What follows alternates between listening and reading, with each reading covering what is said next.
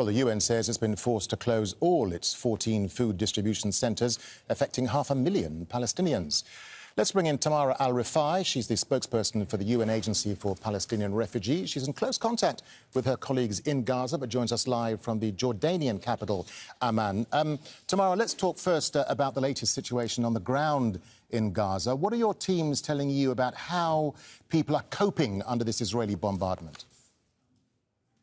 My colleagues are telling me that airstrikes and heavy bombing continued overnight in Gaza, affecting or causing large displacements of the residents of Gaza who are leaving their homes in search of safer places.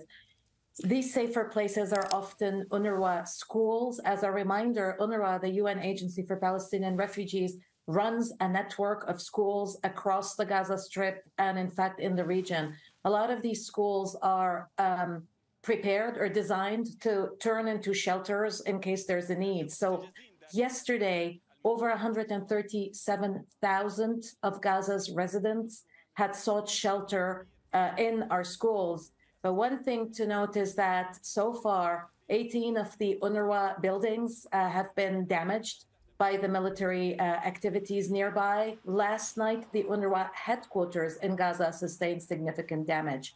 Luckily, no one was killed. Yeah, and Tamara, the UN's been forced to close all of its, all 14 of its distribution centres in Gaza. How important, briefly, are these distribution centres, and what will this closure mean for the people who pretty much depend on them?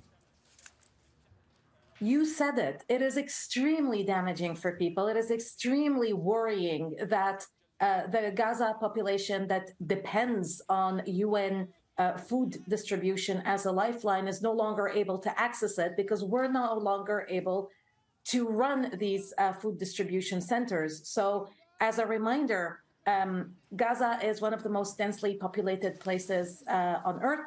Most of its population, 70%, are Palestine refugees.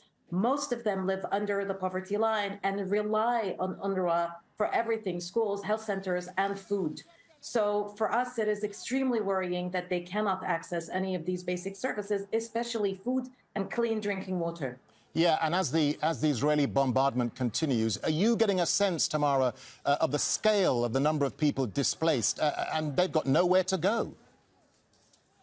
For now, the UN figures, the figures from OCHA, the coordination arm of the UN, speak of 187,000 people displaced.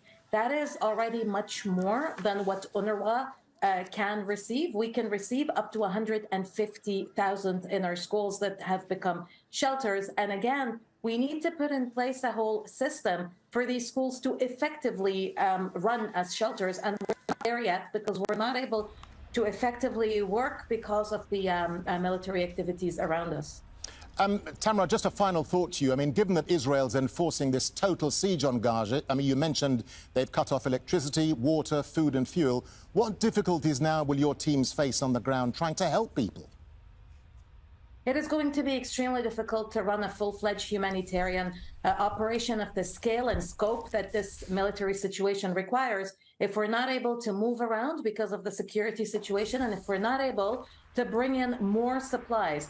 Now, as any humanitarian agency, we do have basic food and non-food supplies, such as mattresses, jerry cans, and cleaning material for people in our shelters. But if we're not able to restock because of the closure, then we're looking at a situation that is extremely, extremely worrying. All right, Tamara al-Rifai, the spokesperson for the UN Agency for Palestinian Refugees in Gaza, but based in Amman. Tamara, thank you very much indeed for your update.